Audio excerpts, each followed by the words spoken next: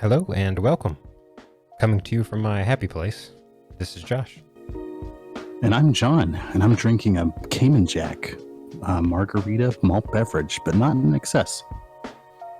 Always drink responsibly. But this is the Geek ETC podcast, where we dive into all things you can geek out about.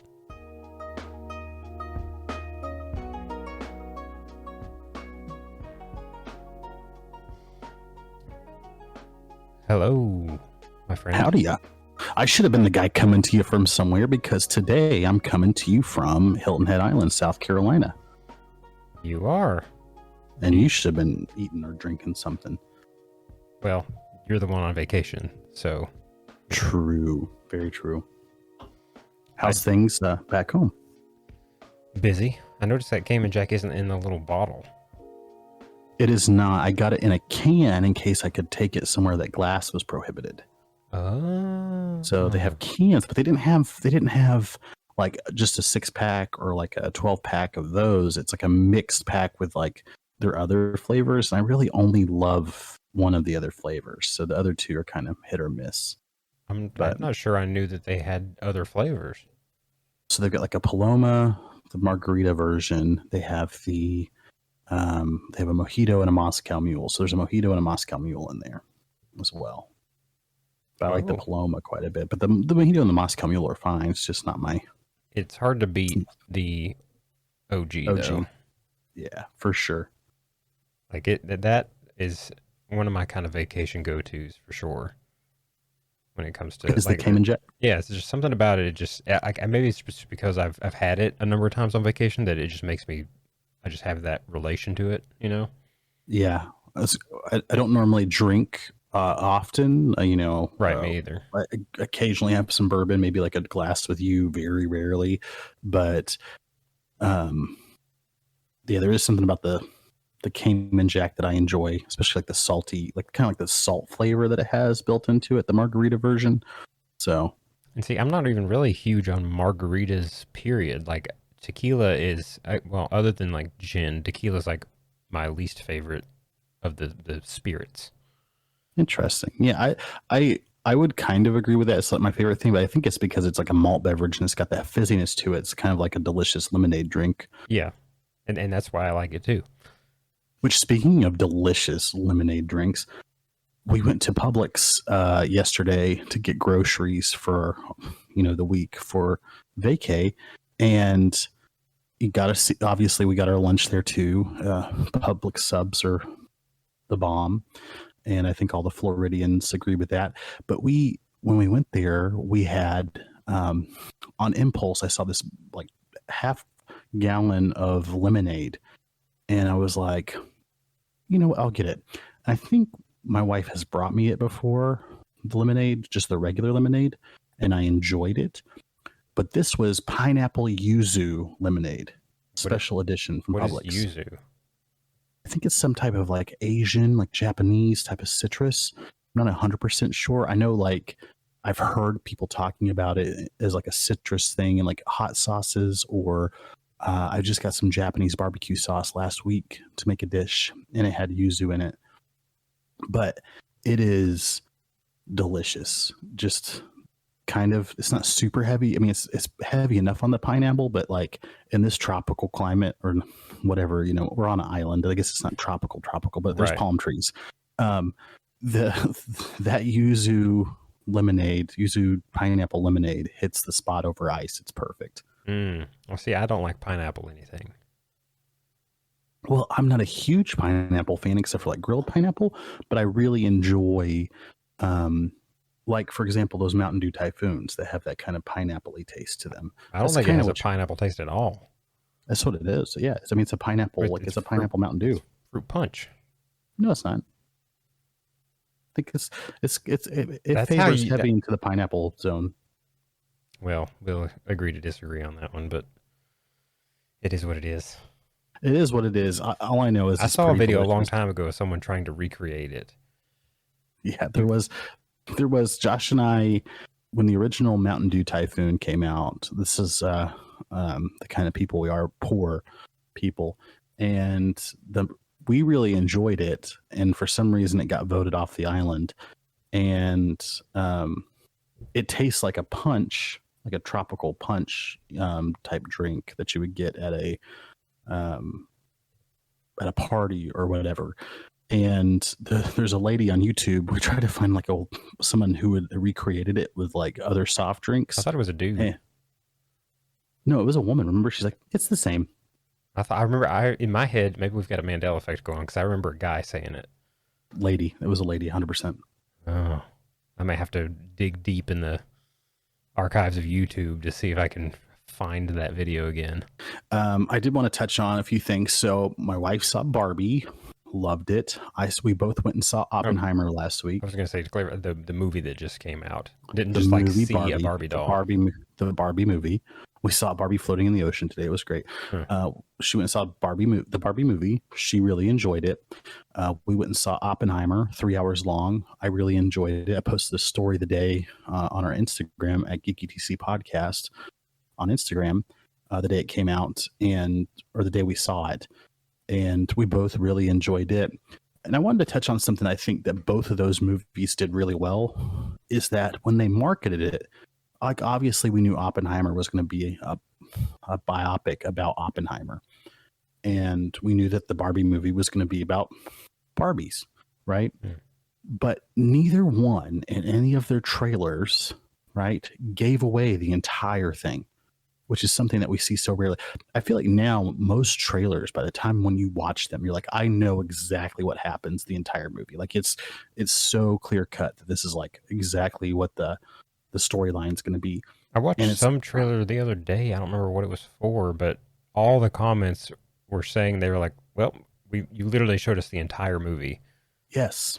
And none of us have to see it anymore.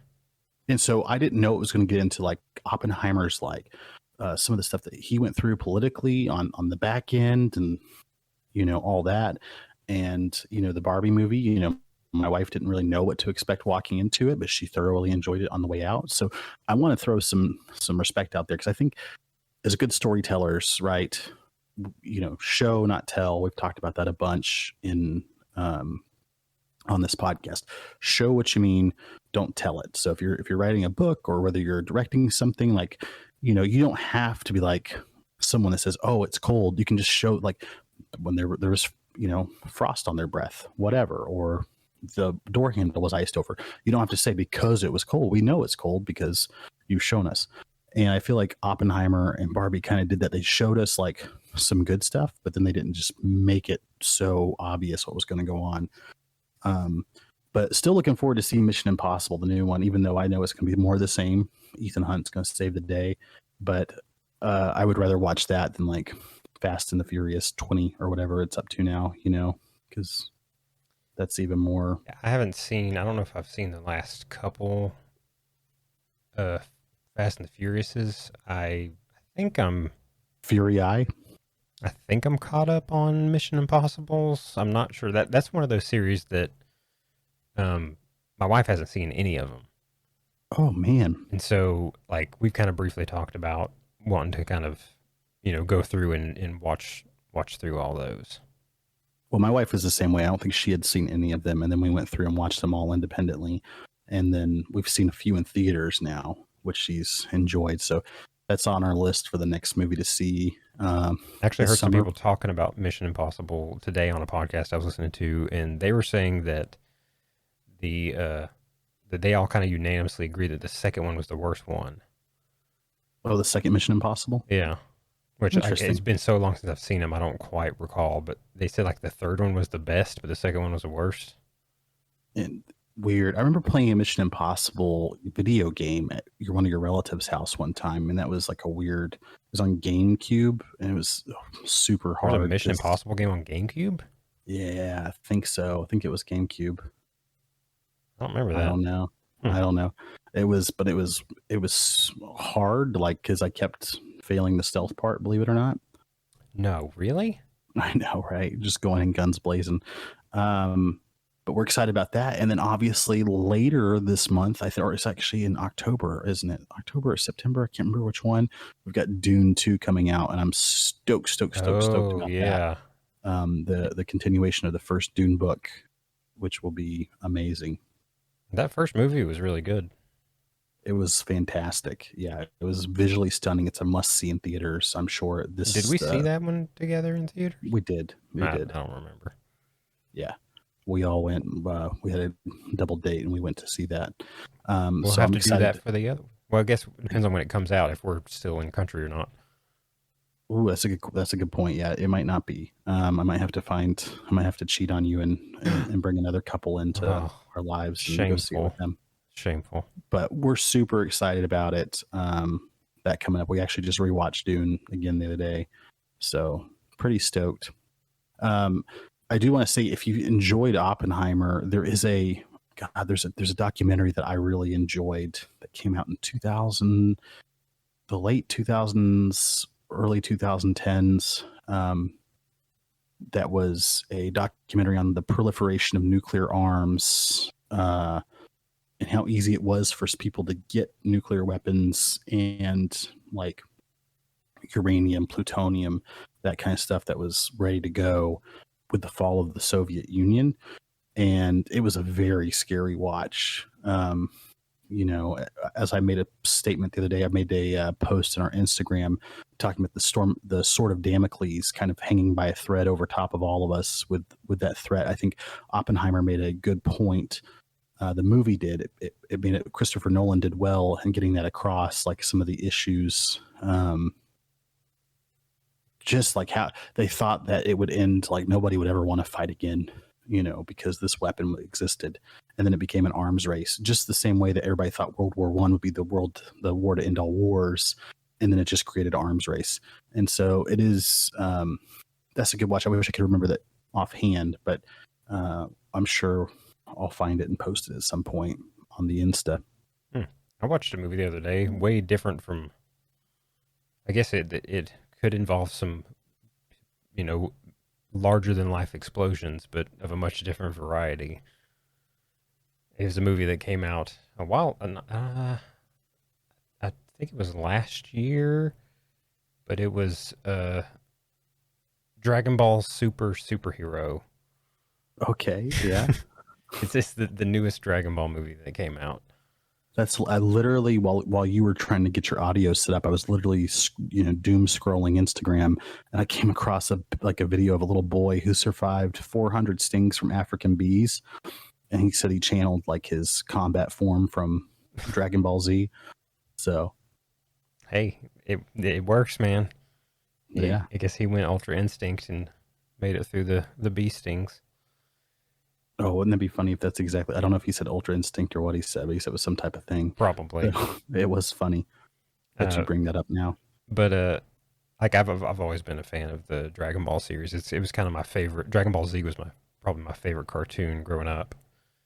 And I've kind of stuck with it. As I've got older, they came out with Dragon Ball Super, and then a handful of movies, coinciding with that. I've just always been a fan, and so it's like some of those characters I've essentially grown up with since I was a kid. I've, watched these same characters so many times through all these years. So like I haven't watched any Dragon Ball anything in a long time, in a handful of years. But when I started this movie the other day, like it was kind of like instantly, like when you have like a good friend you haven't talked to in a while, and when you talk to him again, then just, it's like you never stop talking kind of thing. I just like instantly like, yeah, I know all the characters. I know all the relationships to each other and everything. So it's just like hopping right back into it. That's awesome, man. Yeah. It was pretty interesting. It was a good movie. I thought it was good. It for those who know about the Dragon Ball stuff, the typically the main, things center around either like, when there's a bad guy, Goku and Vegeta are the ones who usually come and save the day. But they were kind of off training on a different planet with the god of destruction, Lord Beerus. He's like a sphinx kind of cat man, purple cat dude. And this movie was more centered around Piccolo and Goku's son Gohan, who is an adult in this. So it was really kind of focused around those two as characters. My wife's been really into pickles lately. A little different. They are both green. They are both green. Yeah, I remember seeing like the first Dragon Ball Z thing I ever saw was, in a single wide trailer, Mountain Dew and Pizza Hut at like, this youth leader type guy's house. Oh yeah, I remember you mentioned that on another episode. Yeah. And it was Frieza, and I remember Piccolo, like their whole planet getting, messed up and Namek, yep. Yep. Wild. But I was always a Piccolo fan because of that. And they're like, oh, Piccolo's not that great, but I like Piccolo. Piccolo's I think he's awesome. Cool guy. I think he's a cool dude. He doesn't mess around. He gives it to him for sure. He does those finger guns. The special beam cannon. We call it finger guns where I'm from. Well, you're wrong. So I wanted to say too, before we get into anything else. So today we finally did something which I really enjoyed. It was the first day of our vacation where, we came in. First of all, people need to focus on their driving a little bit, because what should have been a 5-hour drive from us from Western North Carolina to Hilton Head turned into 8+ hours, and it wasn't all my fault. Like it wasn't it wasn't like taking my son to the bathroom or doing whatever. It was just wreck after wreck after wreck after wreck after wreck. And we were avoiding what we could. We were going around what we also could. All I have to say is pay attention to what you're doing. Drive responsibly, because, man, there was so many people. And especially next Saturday, because I'm going up to the Outer Banks, and I don't want to be bothered by it. So please drive responsibly then as well. I will agree with that. I feel like in the past couple years, like I know that there's like a big thing that like when a lot of this kind of COVID stuff started happening, that a lot of police departments in different states all throughout the country, there's so many of them that like they stopped enforcing certain like laws and things. They're just not as harshly kind of deal. Yeah, and there's been depleted manning as well. There's what? Like depleted manning as well. Exactly. Like there's different agencies. A lot of the staffing took major hits and stuff. So because of that, they kind of like, certain either traffic things or stuff they've kind of just backed off on. And I think a lot of people realized that and took way drastic advantage of it. And since then, in the past couple of years, I've seen like, I'm when I'm driving, I'm typically one of the like either like speed limit to 5 over kind of people. And like I've always been that way. I'm a very patient person, and I'm never try to really like rush to get anywhere. So I drive kind of what you're supposed to, but every single day, even when I'm going like 5 over, people are going like easily like 15 faster than me and like zipping around me. Yeah. All the time. Yeah. And I'm like, I don't know where they got to get to in such a hurry, but people are just even flying everywhere. Well, even here, like we got onto Hilton Head Island proper. Like once you actually get into it and then the traffic eased up, we got past, we didn't get past, but a vehicle next to us got past on the right, like almost into they almost jumped the curb into the grass in their little Mazda 3. I was like, where are you guys going in such a hurry on Hilton Head Island? Like, it wasn't seriously a local tag. It wasn't like they're like, I got to get, I get if they were a local person and they had to poop, right? And I was getting ready to say, and I already said this, I think it was to me and my mom were having this same kind of discussion about driving stuff. And I think that I had a flashback to what you said. And I said the same thing. I said, well, maybe because she was talking about some driver that like flew around the corner, basically like Tokyo drifted around the corner. They were going so fast. And she didn't know how they didn't go on 2 wheels. And that was my kind of rebuttal, was just, well, maybe they had to poop real bad. Maybe they're about to poop their pants, And like, that's about one of the only excuses I could give. And like, unless they're like about to have a kid or like on their way to the hospital because something crazy bad happened, or you just are about to, you've got the really bad, situation going on in your stomach, I can kind of give them a little leeway because I've been there before. Yes, and it is a terrifying, horrible situation, and I'm scared to death of it. It'll make you sweat.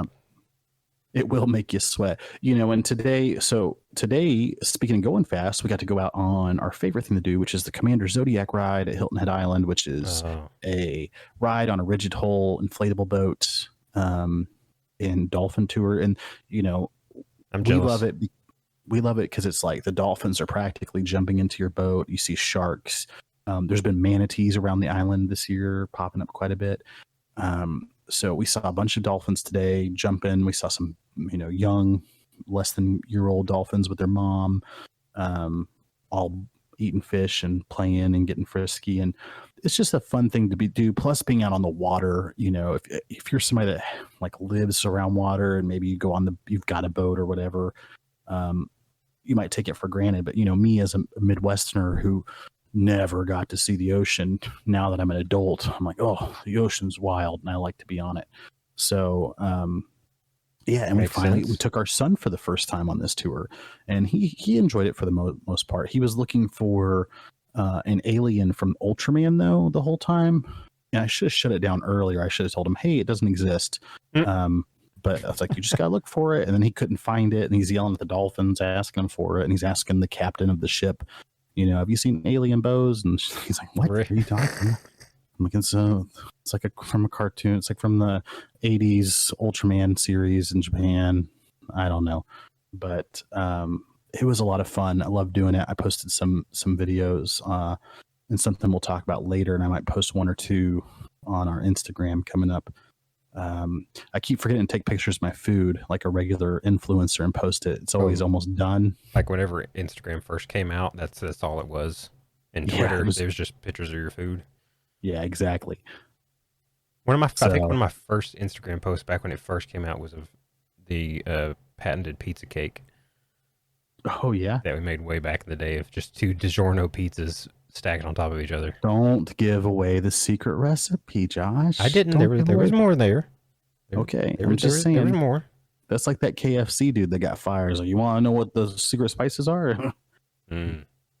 Salt, pepper, cumin. We're also not running a global chain off of our secret recipe, so not yet. Now that you've spoiled that, they don't know. We could have been Little Caesars executives. About to drop the hottest pizza cake of the year. Could be. We'll see. We will see. But you're enjoying your vacation so far? Yeah, man. We got some mini golf planned. Obviously, beach and pool trips. We always stay in a nice condo, in a condo complex. Same place that we stayed with you. Yeah. Really short walk to the beach. I mean, just through the parking lot. The condo complex has beach access with like 2 piers. You just walk right out to the beach. And then nice pool, a few too many people. One thing that bothers me is people who co-opt like an area as their own, that like it's a public space. I guess it's kind of one of those things like when you go somewhere and somebody's just playing music on their phone loudly at a restaurant. There's a term for that. It's basically like there's even a Reddit for it called like I am the main character. Oh, yeah. Yeah, so main character syndrome, basically, where everyone else is NPCs and it's just their world kind of thing. Well, I see that a lot. People just not moving out of people's way sometimes. Like somebody won't move out of my son's way, and then I'm coming at them, and then they definitely will. Right. But like today we were at the pool, and there was just people, and like I get it. Like I get the like you like I want to relax and I want to listen to my music. And they're there. And to be fair, the first, like what they were listening to is like classic, rock, like Boston, which we both enjoy, right? More Than a Feeling was the thing on. But it wasn't like, oh, just they can hear it. It was, I can hear it and I'm 50 feet away. And every lyric, every note. And I just don't understand the need for that when you could just have headphones in, or you guys could be playing it quietly. I mean, you're at a pool. Yeah, you could play it loud enough to where you and your kind of group right there could still hear what it is. Or again, like if I was in a situation, I wanted to listen to music, I would totally, like, I don't have any problems with just putting headphones on. No. Yeah, exactly. And they were it seemed like 2 couples, like in their probably 50s. Drinking also, which you're not supposed to drink in the pool. I'm not going to disobey the rules of the condo complex, but there were so many people drinking in the pool. And then you're intermixed with families with children, and then you're taking up all this space. And it's just like, go drink on the patio, like get out of the pool. Yeah. Or go like pregame in your condo and then come out here and just relax. Yes, exactly. I mean, to each their own. It wasn't that big a deal. Like nobody was getting rowdy or anything like that. It's a pretty chill place. I just don't like it when, it's just the same thing as somebody playing their music all the time. Like I don't always want to hear your music. You know what I'm I've saying? had Like that it's not. happen in like walking through like a supermarket at the grocery store, and someone has their phone and they just got like speakerphone like blaring music as Yeah. they're walking just through the grocery store. I'm like, what about this? This is not the time and the place for that. Like, why does? Sometimes I feel like it's almost like they want to be cool. Like, listen to my music. It makes me a cool person. My music, or it's tough people music. Maybe it's like metal or something like that. And I think there is like a machismo factor for those, like, for people that listen to metal or like, different raps or whatever, like where like automatically you fit the, like, I'm a heavy metal, I'm a, person or whatever. And the music is tough, ergo I am tough, which is not the case, like I like to sing lullabies when I strangle people at jujitsu, you know what I'm saying? Or like that kind of thing. Like I'm glad you said at jujitsu. Yeah, jujitsu. That's my disclaimer, like that kind of stuff. Like it'd be really weird if I was rolling with somebody and I was like, like, doing like something, like a Metallica song or like, something heavy. Are you down with the sickness? Pantera or something. But, when you're singing like a little drummer boy in June to a person while you're snuggling with them and, strangling them with their own clothes, I think that's like even cooler than.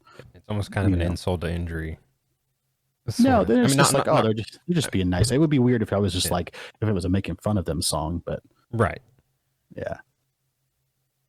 But I don't know. It's just one of those things that's bothered me. Like a lot of people not getting out of people's ways. Yesterday we were at a Walmart. Well, there's your first problem. But it's Hilton Head. So the Walmart's not like your typical Walmart, right? It's a lot of tourists. Well, maybe it didn't used to be. Well, maybe not. But we were there at the Walmart getting a few things first, specifically wanting to get some type of canopy because we forgot to bring our, or we neglected to bring our canopy, and we wanted something to sit underneath. So we figured we'd get some type of sunshade there.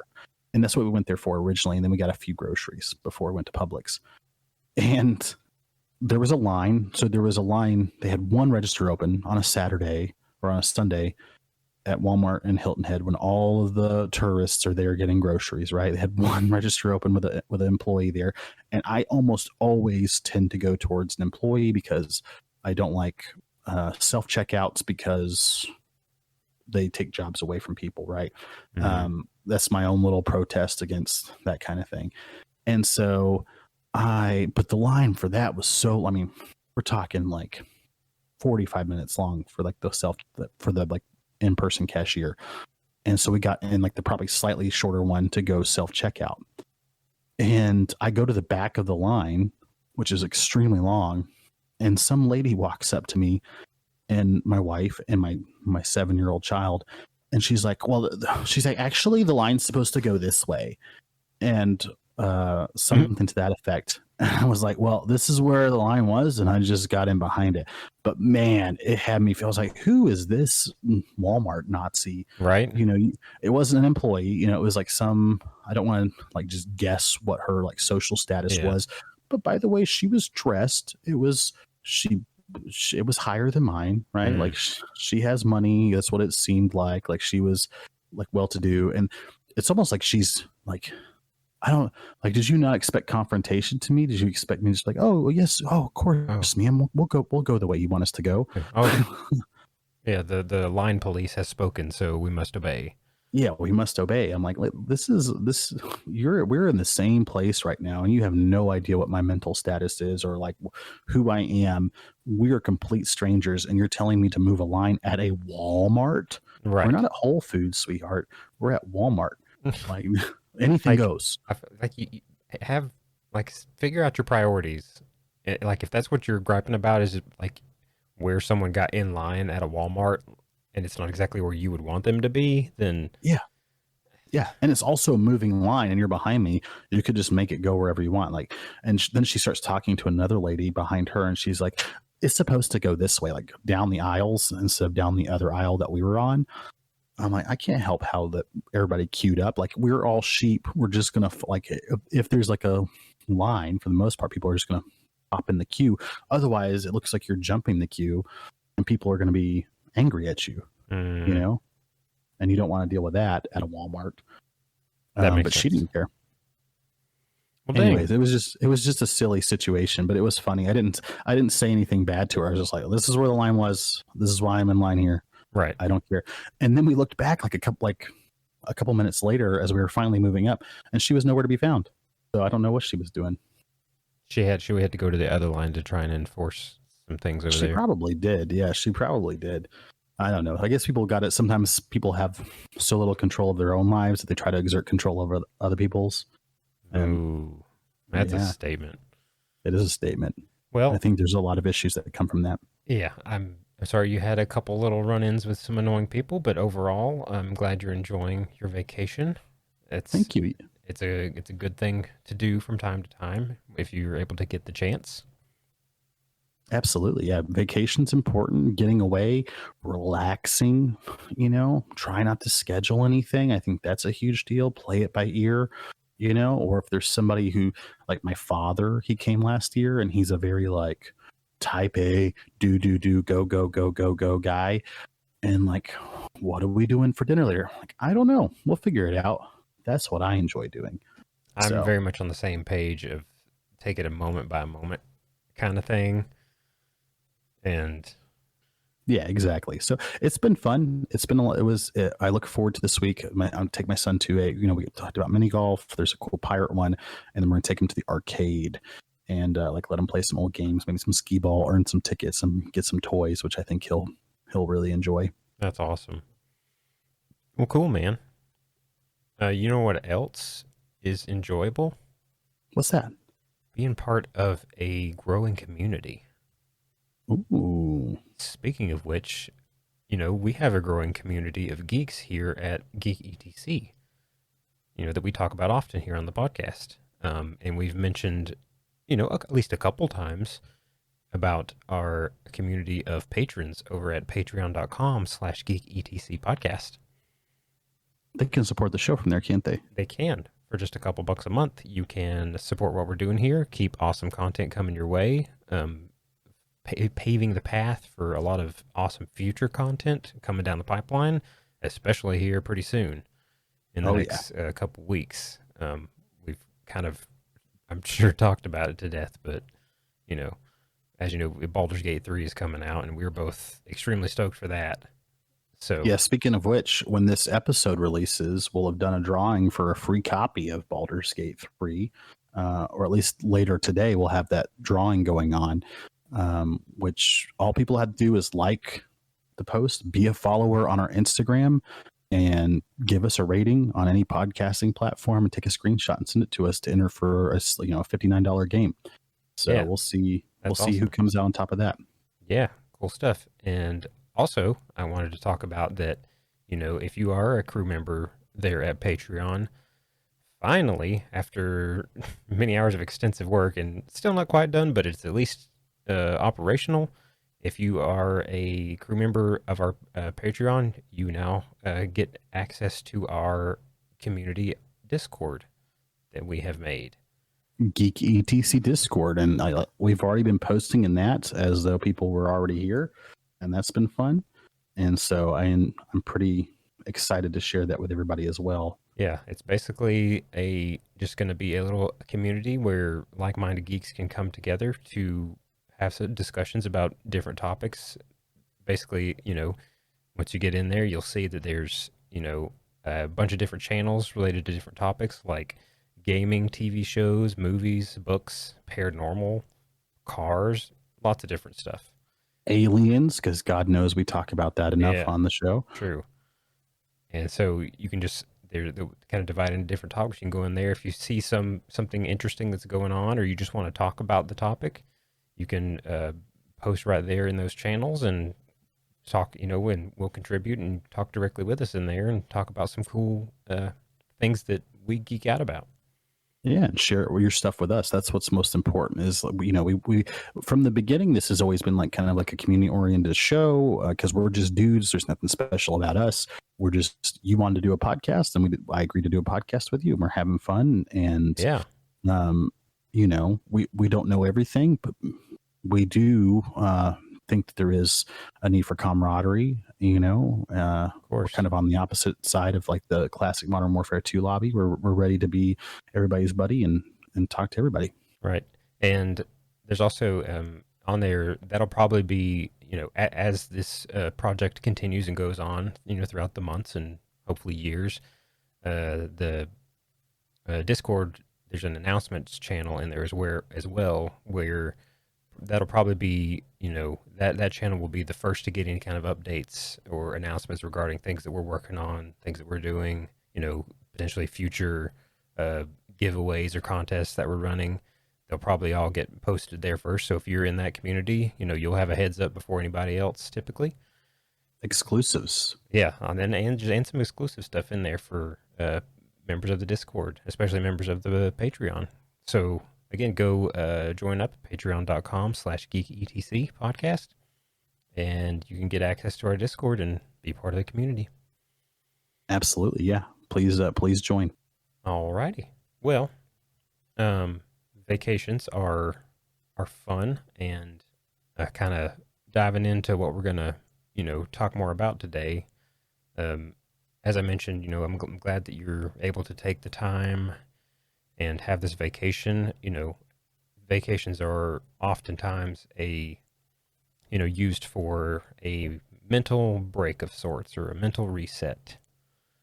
A chance to get away from the day-to-day hustle and hecticness of life and kind of just, ignore a lot of your responsibilities for a little while. And at least put them on the back burner. Yeah, at least on the back burner for, a couple days, a week, maybe longer if you're lucky. And I think that that's an important thing to do from time to time. And what we're going to kind of talk about is just, I guess, a little bit more of a serious topic today. But basically just around the idea of mental well-being and mental wellness. And I think it's a topic it's been pretty, it's been talked about a lot lately. I think mental wellness and that kind of thing has been like on blast. Like people are throwing it out there. You see commercials for BetterHelp and all these different companies and such that deal with that. And this is just kind of our take on it. Neither Josh and I aren't necessarily mental health professionals, but we are people who just like everybody else, everybody is allowed to have their own opinion on this stuff and speak to their own expertise. And, I will say that I've worked with a lot of mentally ill people, emotionally disturbed people in my career field. And, but I come at it from a couple different ways. I come at it from my personal experience and what I've seen and where I've been to with it. And, not everything's like, somebody who's emotionally disturbed and manic or whatever. I mean, it could be as simple as, you're angry at traffic and driving around it aggressively, like and we're going to give our thoughts on some things and, we'll kind of throw out some of things that have helped us through our life, things that we've used or, implemented to, either deal with some mental stress or just to help us kind of cope with things or, keep ourselves in check in a manner of speaking. Just some things that have helped us deal with some stuff. And we're not perfect. Also, it's important to note, for all of us, for everyone, that we all make mistakes. And not only do we make mistakes, we're going to continue to make mistakes, even though we're striving not to. And that's important for people to know and realize and be able to work past that. And I think we're coming at it with a little bit of that as well. Like Josh and I are going to make mistakes. I talked about some time ago, I forget what episode it was, don't get angry at traffic, just pretend they have to poop their pants and they'll help you out. But there are definitely times I'm like, this idiot, I'm angry, right? And I'm dealing with some it affects my mood and I'm not following my own advice, right? Which is a huge deal. Very much so. Very much so. Alrighty. So one thing I would recommend, and there's a couple of books that I'm familiar with, and one of those books is something I've read, And I thought it was a very poignant and appropriate book and dealing with kind of like some of our modern issues today that we deal with, like our 21st century problems. And it's not the answer to everything, but it was a nice outside look at everything. And that's a book called Tribe by Sebastian Junger. And Sebastian Junger is a former conflict reporter. He's not a mental health specialist. He's not a therapist. He's not got a PhD next to his name. He reported from war zones. And then he started researching kind of like what's going on with people, like why do people hurt themselves? Why do people do this and why do people do that? And he goes down and kind of breaks things into essentially we live in populations that are, we're dealing with, especially now with the social media, you're dealing with millions of people versus the kind of tribal support structure and family units that us as a species at different levels of civilization had and were really able to maintain well. And I think it's a good book to look at and to kind of finding your tribe and what your tribe is, kind of like how we would want people. And this isn't really me trying to plug it, but kind of one of the reasons why we like the Discord is we want people to be able to come there and talk to us about things.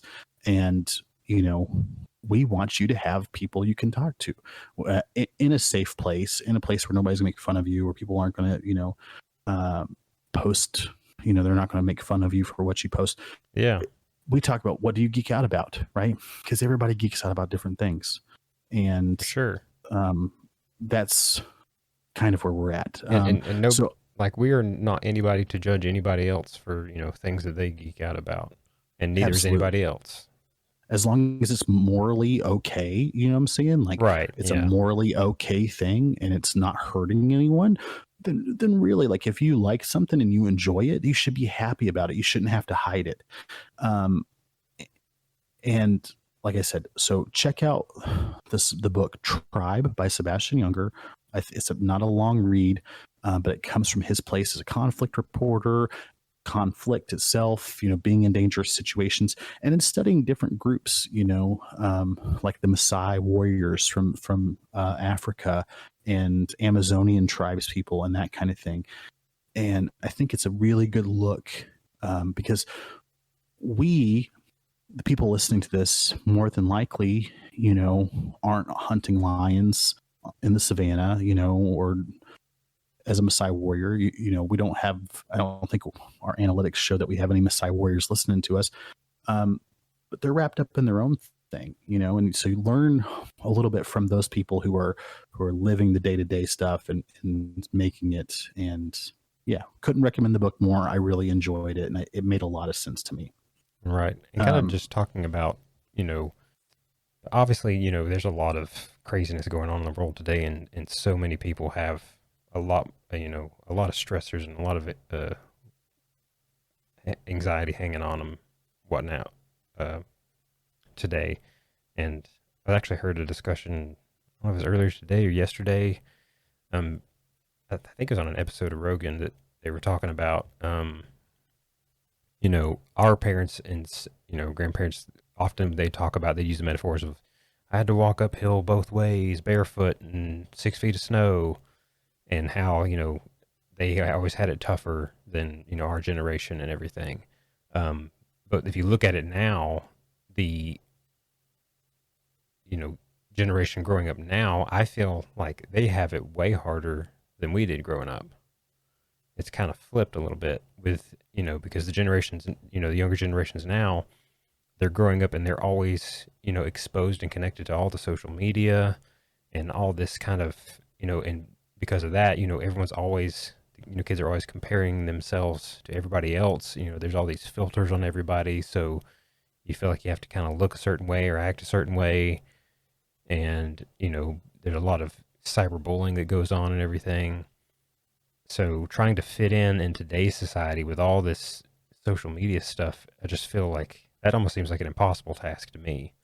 And I'm glad that I'm not, growing up as a young kid right now. And I would agree with that. I think everybody has a victim mentality, and it's okay to have that, because it's okay to have like it doesn't matter if you're the richest person in the world or you're the poorest. Everybody cries, right? That's what I like to think about. Everybody sheds tears. Everybody has a rough time. If your yacht isn't working, it's okay if it affects you and it's rough, right? The same as if somebody they're not on the same level ideologically. Like if somebody can't get fresh water, but if you're that person, it's your life and something bad goes on. If the motor breaks on your yacht and it's going to cost you $50,000 to fix, that's a stressful time. People don't have any appreciation for that because, well, that's the rich guy. But this whole thing is an individual thing. It's what you deal with on an individual basis. It's just like somebody's pain tolerance, right? Some people, being punched in the face hurts really bad. Other people, it's okay. They get hit in the face for a living, right? Or they go pay money to do it. They pay $100-something a month to go get it done to them by other adults, right? Yeah. Everything's an individual basis. So I think now, when we were younger, and I don't know that this necessarily, and I'm not going to say it doesn't apply to you because you definitely had friends and you had neighbors and stuff like that. But like I had a tribe. I had a group of friends, I had a tribe at home, right? I had 5 neighbor friends who were my age, who lived on the same street in Kansas as me, we would play.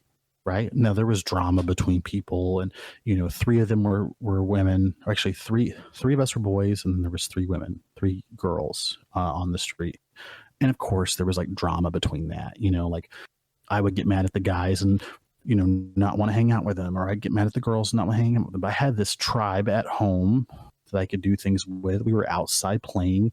We weren't worried about fashion. We didn't know who models were. We didn't know what the fanciest clothes were. We didn't know any of that stuff unless you knew somebody who came from a place that owned those things. Like their parents were doctors. And so they're like, oh, Patagonia jackets are nicer than your Kmart jacket, And of course, everybody was wearing like Charlotte Hornets jackets back then anyways. So same thing with me. I was an athlete, sports. I wrestled, tribe, track, shot put and discus, tribe, football, tribe, right? I had friends from all those things. And then just in school in general, friends, tribe. I think now so many of these friendships are just skin deep and people aren't really getting to know each other on the most unique things. I play video game with so-and-so. That's all I know about them, right? Or I see somebody post a meme. I post a meme. Getting to know somebody's humor is important, but it seems like we've kind of dumbed things down while also just kind of like letting social media affect us too much. People swatting each other. Oh, Lord. Like getting angry at things. People posting things on Instagram or photoshopping things and sending them around schools and picking on the poor people, or somebody that's ugly or somebody that's a little chubby or whatever, or they perceive as ugly. It's one of those things that used to you could get away from, right? There was no chance that somebody would, outside of their parents being Hollywood special effects people, be able to doctor up a picture of one of your classmates, with something bad on them. Or on top of that, like, if something was happening at school, once you left school, it was done. Like when you went home, like the interaction didn't follow you home or anything. Like, you might still think about it or something, but you could go home and then play with your friends outside, and then you wasn't even thinking about it until maybe going back to school. But now, a kid, they'll go home and they'll open up Facebook or Instagram or something, and they've got messages from all these people reiterating all this stuff. You can't escape it. Yes. And it's so easy to hit send, and then the damage is done, whether you want it to be done or not. Just like you said, they're to talk to each other. And this is not meant to sound like a mile up hill both ways or whatever, or walking to school in barefoot, but they're there wasn't like people had to call you on your home phone if they wanted to talk to you, especially friends. There was no text messaging either. So there is something to be said about like interpersonal conflict and how that's diminished over the years. And it's something that people aren't good at. It's something people aren't usually, they're not good at talking to people.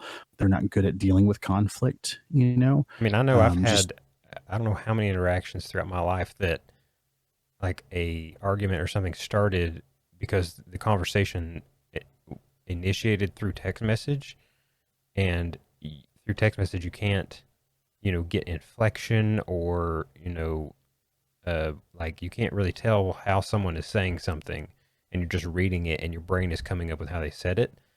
Yes. And you misinterpret things. Yes. I had a specific instance where a woman I worked with asked me to do something over message. She asked me to do this thing because she knew I would do it without like giving her a hard time. And it was an easy thing to do. She just didn't want, I'm a nice guy and she knew I would do it. And so I went to go do it and I did it. I was like, hey, I took care of that thing. And she said, "You're awesome," to me. And I said, "Tell me something I don't know." And I was like, yeah, like I'm a playful, but we had never really talked face to face. Right. So she had no idea that would just be like some snarky thing. Right. So until we met face to face months later, she thought I was arrogant and a jerk. Oh and my God. I meant it like when people say you're awesome, you're like, you can shove it off, or you can be like, tell me something I didn't know. Like it was meant to be silly. It was meant to be funny on my part. Like if you could have verbally heard or auditorily heard you say it, then it wouldn't have been misconstrued. Like you would have heard the sarcasm, you would have heard the playfulness of it. Yes. But just reading that, like I can understand how, like, if you just read the words and you didn't really know the person, you could be like, oh, well, geez, fine then. Okay, yeah, weird, stuck up. I mean, that's what she thought, and that's an important thing to remember too, is that like 85% of our communication is nonverbal. So when you guys are watching this and we're talking to each other, it's hard for you guys to imagine, like Josh and I aren't talking with our hands. You're not able to see certain emotions that we are able to convey through just an auditory podcast, because the English language, like when we speak, it is, so much of it is made up of nonverbal cues and motions and facial expressions. Just think about somebody smiling at you, makes you feel comforted. Somebody frowning at you makes you feel uncomfortable, right? And yeah, I think that's a huge deal. But going back to what you're talking about, I think this generation does have it rough. People say, well, I survived the kids these days wouldn't survive a Modern Warfare 2 lobbies. And I think they would. I think they would. It's one of those things where I think they would do just fine. But kids are just constantly berated and they have to deal with stuff. And even adults now, this stuff aged with us too. If you're still involved in this, we're on Discord, we have an Instagram, we have, like I have personal Instagrams, that kind of thing. We are also dealing with the repercussions of technology, leaping so far ahead. In our personal world, I think there's people that haven't like emotionally matured sometimes and are stuck in certain places and they want to be Kim Kardashian or whatever, and they're not going to be. And they're always going to keep trying to fight themselves into that position. Yeah. And anybody who's ever had disappointed. Anybody who's ever tried to, run or operate a YouTube channel, knows about YouTube comments and how like much of a, dumpster fire that can be sometimes. Now, oftentimes it's, unless you're really trying to, use that and, connect with, the community and stuff, then like you're always going to have those YouTube comments that are just negative for the sake of being negative, because it makes someone feel better about themselves, kind of thing. Yeah. And you got to just kind of ignore those things sometimes. Typically those people that are posting the things are broken people themselves, honestly. And it makes them feel better to push somebody a little bit further down so they can step up a little bit higher, so it's not just like, hey, screw that guy who posted that thing. We also need to say, like, why is this guy, why do you feel the need to say that kind of thing? Why do you feel the need to post that kind of thing? Like, why are you a troll? Is it just to make yourself feel better, or is it just, what is it? I think that's an important thing as well. we talked about the ease of access to making comments and that kind of thing. You know, it brings me back to another story from when I was in high school. And I remember there was a young man who was like a grade below me, who I thought we weren't close friends, but I thought we got along with each other. I thought he was not like, he knew that I was a playful person.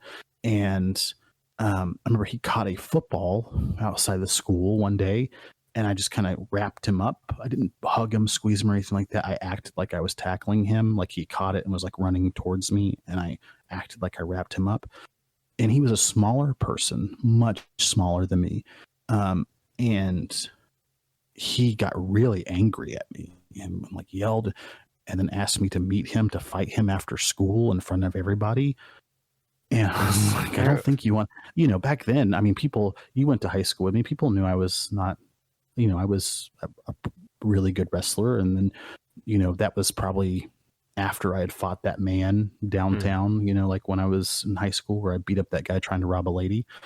And, I wasn't a violent person. I wasn't a bully by any stretch, but I mean, no, but no stranger to physical conflicts. Yeah. Like I'm fine with violence. Like I speak that language well. And so I was just like, okay, buddy. And I remember going home. And so he called me and he was like, he did this big apology over the phone, and that he did not want to fight me and all this other stuff. But in the heat of the moment, I think he was just trying like to be bravos in front of his friends. I don't know what made him think, like, I don't know what I did to make him feel that way. But that's also something, even then, I really didn't look at until right now. I've not really thought about it. Like, why? Maybe I should just left him alone in the first place. If I emasculated him in some way, I can't help how he feels based on my interaction. I can just try to do the best I can. Yeah. And I think that was an issue. So, as looking back now on my 16-year-old self, I would have said, well, I'm sorry too. I wasn't trying to emasculate you. I wasn't trying to do anything wrong. I apologize for my part in this, and other than me kind of like laughing, like, oh yeah, I didn't say it to him, but I was like, you're lucky you didn't want to go through with this. But that's kind of the attitude that I had. Like, okay, I'm glad you agreed that you don't want to fight me now, Yeah. But it's one of those things. So, it's hard, especially for us. Like, we've been pretty lucky with our Instagram so far. Like, we've not had a lot of negative stuff. We've not gotten really negative messages.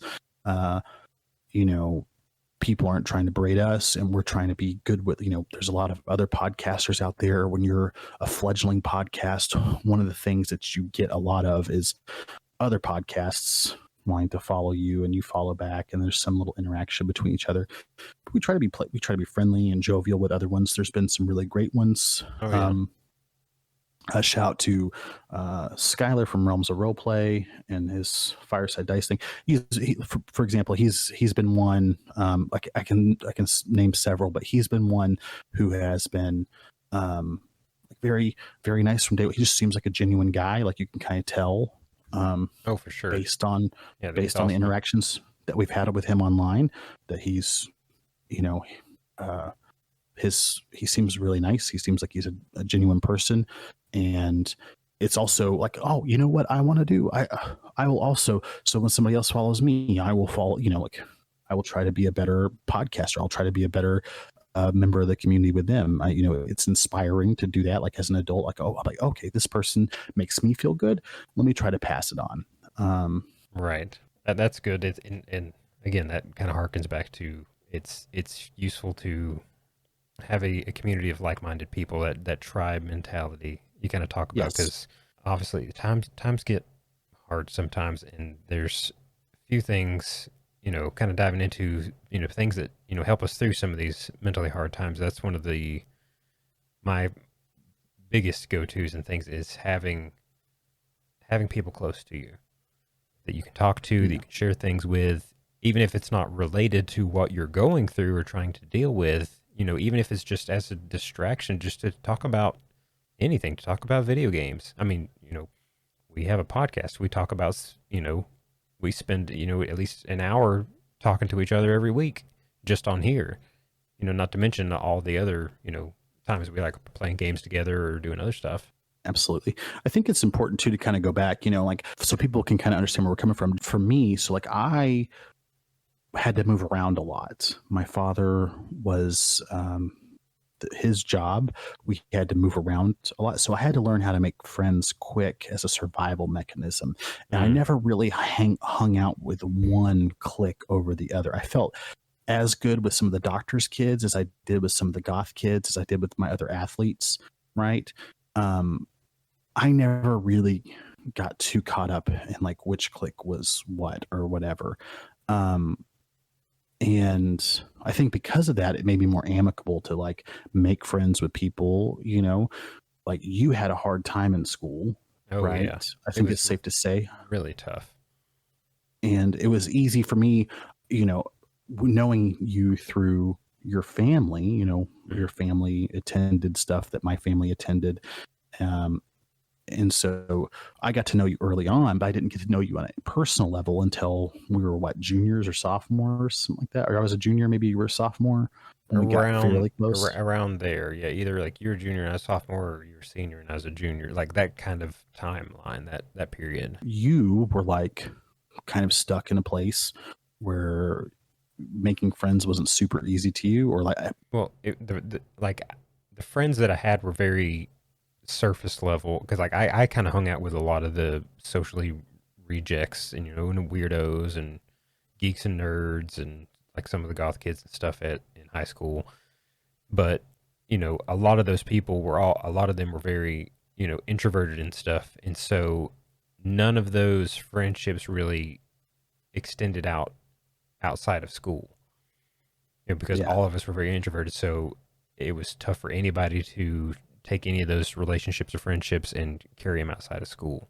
And so because of that, once I left school and went home, I had a couple friends again around the neighborhood we'd do stuff with, but other than that, there wasn't much of anything. Yeah, you're very introverted as a person. Now, I wouldn't say I'm like the most extroverted person in the world. My wife would argue with that, because the other day I went to the store and I wound up talking to like 4 people from high school that I knew, and it took me like an hour to get home, hour longer than it should have to get home. But, I remember hanging out and playing games with you and stuff like that, just coming over, and not super good about, because I play so many cards, I'm not good about paying attention to all of them all the time. So like I would consider a lot of people really good friends, but I'm not always paying them attention. And I think we're just friends without having to like kind of nurture that kind of thing. Well, Josh is like, secluded himself, because that's what happens as teenagers. We kind of begin to like, even if you don't rebel, you were close with your family, you're close with your mom and your dad. Yeah. But you begin to kind of like, find out what's yours, During that time, like I definitely went through a huge phase of depression as a high school kid. And like that was a very tough, and like a lot of that was like trying to look back on it and to kind of self-analyze. I feel like a lot of it was just not feeling like I belonged in a place. Yeah. Or to any group, because a little backstory on me, I like the second or like halfway through my 4th grade year, I don't know if it's just something about the teachers that I had, or like how they were teaching, or how like what kind of everybody's like there's different kinds of learners. Like some people are more visual learners, some people are more tactile learners, kinesthetic, auditory, that kind of thing. Yeah.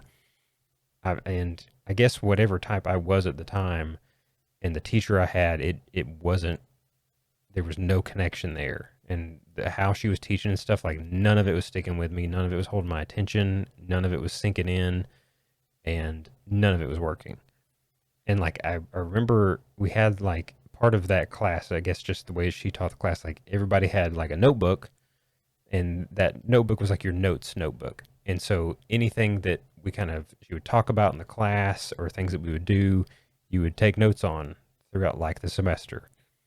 And you would kind of write down stuff that you were working on, different assignments and stuff, and you would keep like this log, and like that your notebook, like it was everything you did in class was in this notebook.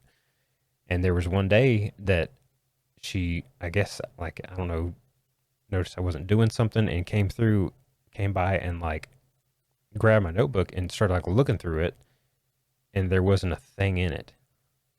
Like my notebook was just completely empty, and we were like halfway through the school year, and I hadn't done anything.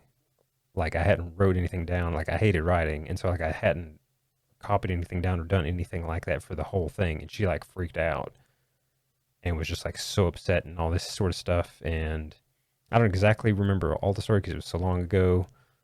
Um, I'd have to like check with my mom to get some more of the finer details on how it all went down. But essentially, something happened where the teacher was either like trying to get me in trouble or something, or saying like bad things about me, or just kind of talking about me in a bad light. And my parents weren't about that, and so they're like, I think they tried to either get me to put me in a different class or something, and they said the school said they couldn't do that for whatever reason.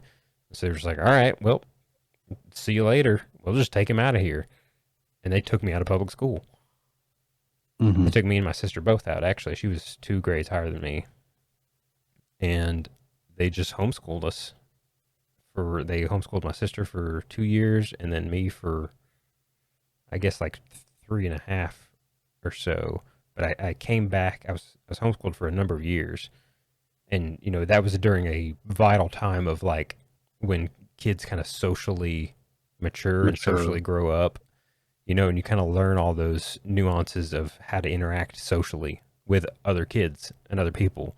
And that whole time was just, me spent by myself primarily. Oftentimes, like I would go, because my parents had to work, they would take me up to my grandmother's house, and I would have my little workbooks, and I would do my stuff up there during the day. I would get my work done, and then I would just watch Cartoon Network, after I got my work done. But I was just by myself all the time. And so I missed out on a lot of that social maturity time. And so when I came back in the 8th grade, I was, it was a culture shock for me. And I was extremely quiet. I maybe said 5 words like my entire 8th grade year. And because of that, I got picked on for being the quiet kid. And so my like first introduction, like kind of back into society, was just like riddled with, being picked on and bullied and stuff. Being And so, ostracized. yeah, and being ostracized. And so then after that year, when I went into high school, then I was just kind of set up for failure a little bit.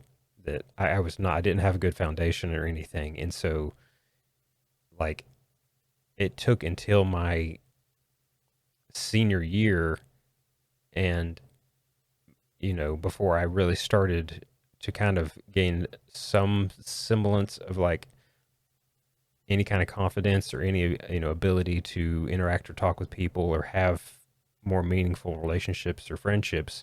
And I equate a good portion, it took that long, and equate a good portion of that to you and the friendship that we developed in that later part of high school.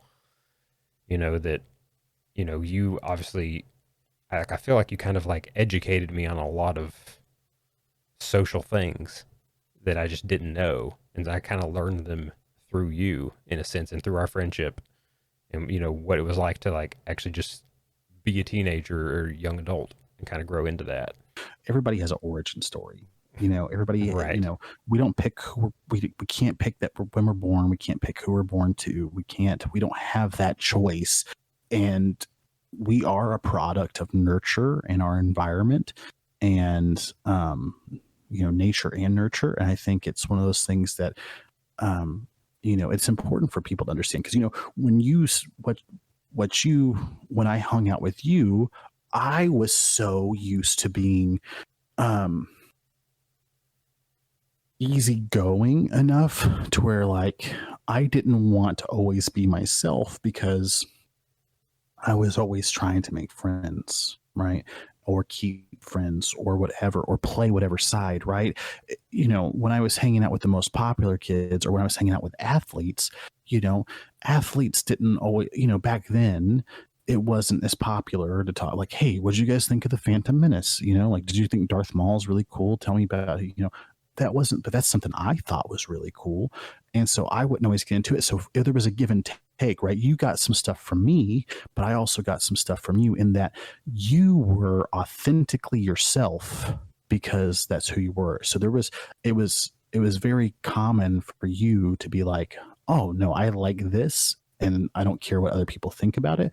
And I always thought that that was really cool. And it's something that I've developed as well, even as an adult now, as a 34-year-old man, trying to be like, I like Baldur's Gate 3, to people who aren't like, I don't care necessarily what they think or whatever coworkers thinks, being more authentically yourself. And I think that's an issue that people have.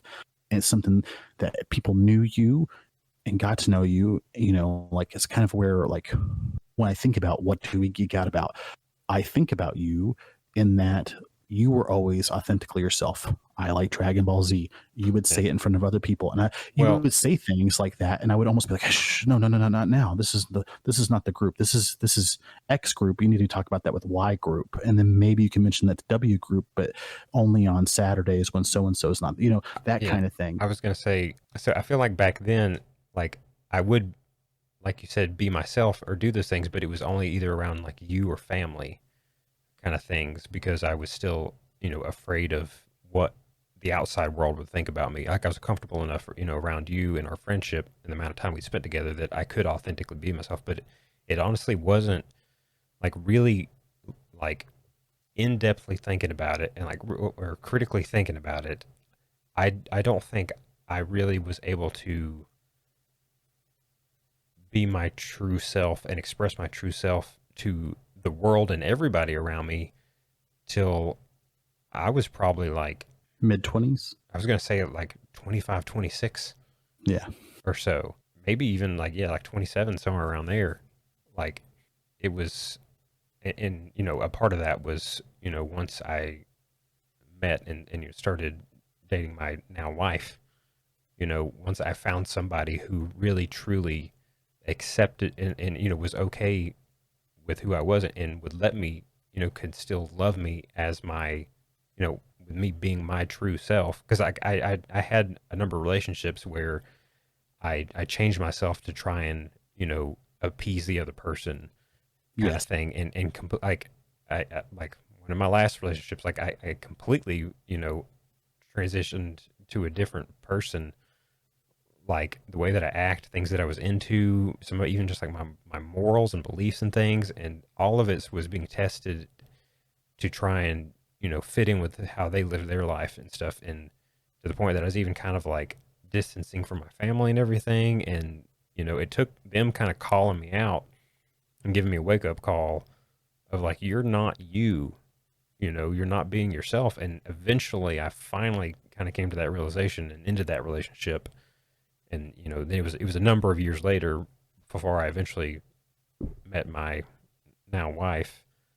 But that it was once that really kind of started to solidify that I really kind of came into comfort with myself and who I am, and that was probably one of the biggest moments in my life where I guess like when it comes to just the different times in my life where I've dealt with some type of mental strain or stress or anxiety or depression or whatever the current thing was I was dealing with, like I feel like I can say definitively, like it wasn't really until me and her became a thing, and I felt the comfort in that I kind of felt that like a big weight of that either stress or anxiety or depression or whatever it is that, these kinds of things that I've held for so much of my life, that it was surprising how much of that weight I felt lifted off my shoulders once I just decided to start being my true self. Yeah. Cause then, people like you for who you are, Yeah, and you don't have to, like, it can be so exhausting mentally and physically and emotionally to try to fit into something that you're not, or to try and be someone else or be something different than just what you want to be. And, like, be proud of things that you're interested in or that you geek out about. Yeah, exactly. Like once you just get over all that, stuff worrying about what other people think about you, Mm-hmm. then life just gets a lot easier. It's important for people to be able to talk to each other and move through things. I think work through things. And you could go through something, Josh, and you have been through something. I'm going to have to go through at some point. And I think this is actually a topic for another podcast, specifically dealing with loss. Yeah. But you lost your father unexpectedly, you know, and you were very strong for that, and you dealt with that really well. But I know when it happens to me, I'm going to have to rely on you somewhat because you've been there for me, and it's going to be something that I'm going to seek, not even advice, but just comfort from. Like, you have a place that you understand me from. Right. But even if you didn't, even if your father was still alive, if it happened to me first, and what I hope at least I was for you a little bit, was still comforting to you, and I know that you would be comforting to me as well. Right. And and of course, I would do that, and I would be there for you. I mean, Yeah. on the night that had happened, you were like one of the first people that I called. Yeah, I know. And you came to the hospital there, and you were there with me that night. Yep. And it, like, I mean, I was broken, obviously, and so, like, it helped having you there. So Good. I'm glad. I think it's like, I'd like to at least just kind of maybe do a little back and forth on some of the things that have, that help us deal with some of those things, which, obviously one of the biggest things in my whole life that has helped me through a lot of that has been video games. Yeah. Like, I mean, even still today, like, a lot of people, a lot of society will rag on, video games rotting your brain or whatever, but there's been so much of my life that, being able to just, kind of like a vacation of sorts, being able to step away from the everyday grind and be able to just kind of be transported to some distant, not even non-existent world, some fictional world, and to just be somebody else for a couple hours. Yeah. That can, you could twist it and make it say, or you're just ignoring your problems. But, in the same way that, like, if you've got a pot on the stove or a pan that's like really hot, even after you're done cooking with it, like, before you're trying to handle it and move around, sometimes you just got to you got to step away from it, let it sit on the stove for a while to cool down and kind Mm-hmm. of, simmer out before you can handle it and wash it clean. Sometimes you just got to step away from things and let things kind of work themselves out in the background and just do something else for a while. And oftentimes, and then you can reapproach it, through a clear mind and, think logically and not emotionally, and to realize that, maybe something you're stressing out really isn't that big a deal. Yeah. I think it's like digital decompression. Really. It's like, it's not a a good bad term. thing to do. It's something to do. And if it's something, it's what you enjoy. If you enjoy something and it's something that brings joy to you, of course, you're going to seek that little bit of light in a dark spot, I think. And that's important. If what made you forget things and you got lost was like in an engine, if it was like, well, I want to get lost in a 1977 Corvette's engine for an hour, that's awesome. And you should do that. Yeah. One thing I would say, and this is something I deal with for work purposes, is I deal with a lot of people who are in the worst, they're having one of the worst days of their life or whatever, and they can't think clearly. And the reason why they can't is because they're so emotional, and it's okay. That's fine. They're supposed to be, because it's a bad day for them. But one thing I tell them, and what I see the most results for, is when you're in a bad situation, think about someone like your sister, your best friend, or whatever, and logically think about the advice that you would give them in a similar situation. That's usually what I go to, is I try to think of it from a third person looking in perspective when I'm making decisions about these kind of things. And I find that that's pretty helpful. And when I tell people that, I'm like, well, they'll be having a rough time. I'm like, what would you tell who's your closest friend? And sometimes they say nobody. And it's hard. It's hard to come out of that. But I would say this. Think about it. I would say, who's your closest friend? And they'll say, John Doe. or Jane Doe. Okay. What would you tell Jane Doe right now? What would you tell John Doe right now? And they sigh. They always sigh, right? They're like, I would tell them that they should probably do this. So you know what the right advice is. It's just hard for you to do. It's hard for you to move on emotionally, right?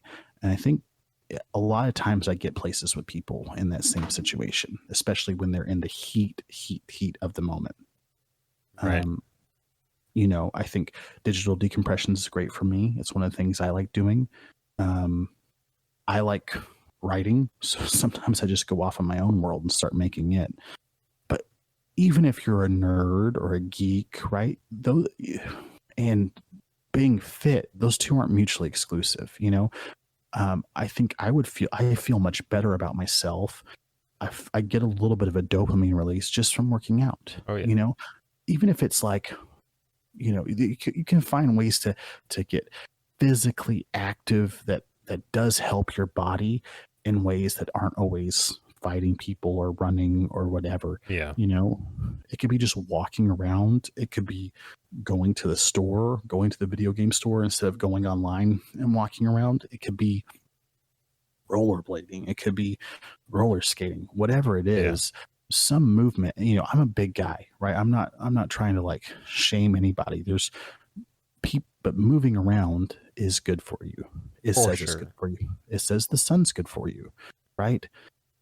Getting out of our dungeons, looking outside, that kind of thing. I think that's another issue that we deal with, Right. There's something to be said about getting out and touching grass, from time to time, getting out, getting the sunshine and a little vitamin D. It actually can greatly improve your mood a lot. And I know, and I've went through multiple phases through my life of, working out or doing having some kind of physical activity, whether it be some martial art or just going to the gym or exercising. And the times when I was, in the midst of that, I definitely like physically, I was going to say, like I've had moments where emotionally, like it's the best I felt in, compared to times when I wasn't doing it. That's something I'm wanting to do, now is get back into some kind of gym or something to continue back with that. It's hard to get started with something like that. It's easier to maintain than it is to get started, for sure. And I'm a big guy, like I don't love how big I've gotten. One of the things that I deal with, and this is a very personal thing that I'll tell our listeners, is I was such a good athlete, right? Or I was so strong, like I was a very, I feel like it's like when I was younger, I feel like for some reason we were just stronger back then than some of the kids that, I've been a coach and stuff. I remember it was very regular for people in my high school football thing, where there was a bunch of us that were bench pressing over 400 pounds, right? And then when you come back to it and you're like, well, I can't get, now I'm having trouble bench pressing 315, right? Which is something I could warm up with, right? When you do that, and then people think you're weak, right? And that's something that you deal with. You're like, oh, now people think I'm weak, or like I used to. We get caught in these like I used to situations sometimes where we don't try to make ourselves better because we're afraid of like what we're at. And realistically, it's something that I'm working on, right? Like, when I get my brown belt, for a while now, I've said, well, when I get my brown belt in jiu-jitsu, I'm going to try to make a world championship run. And I'm going to get in really good shape and like, have like a fight camp attitude.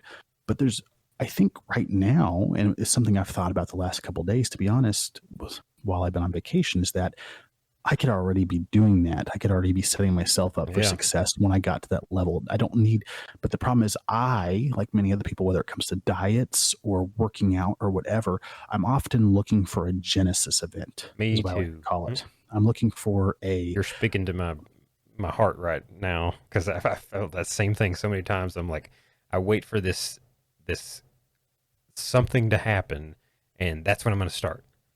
And that's when I'm going to make the change, and that's when I'm going to get into it. And like, I'll wait for the Japan trip to be over, or I'll, wait for, us to get through this rush at work, or I'll wait for this. And there's like, when I get past whatever the thing is, my brain immediately just flashes onto whatever the next thing is. and Yeah, it constantly gets delayed, constantly gets procrastinated, and constantly gets pushed away. And then before you know it, 2 or 3 years have passed, and you still haven't done it. exactly. And then people can get depressed by that because, like, oh, look, and they'll wallow in it sometimes because sometimes it feels good to be like, oh, like we like to wallow in our own self pity, Right. and there's That nothing wrong with that. that's But kind of it's the lashback that happens. It is like you go through that thing after thing after thing, and then you have that moment where, after enough of those happen, that builds up, and you get this moment of acknowledging all those times that you've let pass, and then you can fall into this, like, this lull of, like, now you're just feel bad about yourself because you let all these times go by and you still didn't do it, and here you still are, and mhm. blah de blah. And And wallowing in it feels good, and it's okay. Sometimes you're going to do that. The problem is you can't let that, like, I think of it like a pig wallowing in mud. Like just getting in it and just like, I'm a bad person, I'm whatever. The problem is when that mud turns to quicksand and it pulls you in and you can't get out of it. And I think that's the issue. And if you're aware of that, then you need to avoid it. I see a lot of issues with, we talked about earlier. um I think, and this is just me as I'm saying this, this is not meant to be like, this is what I have the most experience with, is there's a lot of men right now, right? I know we have women listeners, we have men listeners, we have young men, young women. There's a lot of men that don't have they don't have belonging. They don't belong to something. They have this sense of, and I see it, it's kind of, we have this surface level thing. We both listen to the Joe Rogan podcast. I have not listened to it as much lately, since they've gone to Spotify, but you hear like the David Goggins, oh or yeah, you hear the Jocko Willink, right? yeah, People can get inspired by that thing, but it's like setting them up sometimes for, they either have to do an entire personality shift or lifestyle shift to be that person, or they fail at it and it makes it more difficult for them. yeah. And for me, it's been, sorry to interrupt you. Like, I've had moments where I've, like, would get real in to some of those people and kind of follow them, and like Goggins, like I had a moment where I listened to his whole book, like, on audio on Audible, and like, there's things like that, they're like super motivational, and they got me to get out and running up and down my street, like, early in the morning kind of thing, and I get on these phases and stuff, but then it's like, it's just a it's like using a temporary fuel source that Yeah. eventually runs out, and or like, it's just kindling. It's kindling, like, it's getting the fire going and getting it burning, and building up and stuff. But until I take the time and do the hard, like, work of chopping the big logs to put into that fire and build a foundation for it to really last and become something greater than its little kindling self, you know I'm never going to really be able to make that lifestyle change where I am working out consistently for a long period of time, where it just becomes part of my routine. Like, it's Yeah. it's going to take that little bit of that hard work to just step out of the comfort zone and get sweaty and get tired, and do the step out of your comfort zone and do the things you don't want to do before you can really build the foundation for that fire to make it something that is sustainable and not just a bright little kindling that'll burn bright for an hour or two but then fizzle out. Just because someone is a successful business, doesn't mean they have it all figured out, Oh no. right? You know who might have it figured out? The guy that runs your local bait shop, your dad, your uncle, your best friend, a friend that you from work, right? They might have it figured. They might have what you need figured out, because none of us do, right? We're all living on this rock, hurtling through space at thousands of miles per hour into the expanding universe, orbiting a sun that's going to explode in a couple billion years. And none of us really know what we're doing. And we all just need to find our tribe, I think. I couldn't say it any better. And like any tribe, geeks fight better together. geeks do fight better together, and like you said, keep geeking out. If you guys like stuff, talk to your friends about it. Be authentically yourself, because that's probably maybe what somebody needs. So,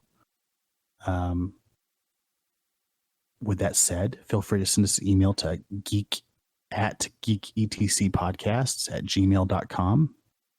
Follow us on Instagram and Twitter at geeketcpodcast.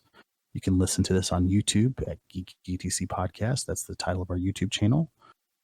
We try to release on Wednesdays wherever you get your podcasts. And, also you can join the crew, be part of our Discord like Tom and Ben. And you can find that where, Josh? You can just find that through our Patreon at patreon.com/geeketcpodcast. Once again, go there, become a crew member, and get access to our Discord. Heck yeah. And, I'll say this. Congratulations to whoever our winner is of the Baldur's Gate 3 giveaway. We look forward to the launch day tomorrow. And, yeah, geeks fight better together. Join the Instagram, follow us on Instagram. Give us a like, give us a follow, give us a rating on there if you can, on one of the podcasting platforms. That's always helpful for us. Even if you can't give your money, which is fine. And we appreciate you guys. We sure do. And with that, we'll leave it for today. Keep geeking out.